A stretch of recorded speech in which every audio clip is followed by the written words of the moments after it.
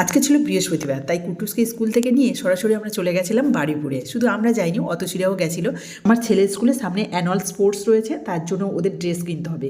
তো সেই ড্রেসটা খোঁজার জন্য আমরা বারুইপুরে যাচ্ছি। আর আজকে বৃহস্পতিবার সব দোকান মানে বড় দোকানগুলো বন্ধ থাকে, কিন্তু ছোট দোকান বা ফুটপাতে প্রচুর দোকান বসে, সেখান থেকে আমরা কম দামে পেয়ে যাব বলেই যাচ্ছি। কারণ কি বলতো, ওই একদিনই ড্রেসটা পরবে, তারপরে আর কোনো কাজেই লাগবে না, তাই খুব ভালো কেনার আমার প্রয়োজন নেই। তাই আমরা এই দিনটাই এলাম। তবে কি বলতো, সারা বারুইপুর খুঁজেও আমরা সেই ড্রেসটাই পেলাম না। কারণ স্কুল থেকে এমন লোগো ছাড়া এবং এমনভাবে প্যান্ট আর জামার কথা বলে দিয়েছে যেগুলো কোনোভাবেই মিলছে না।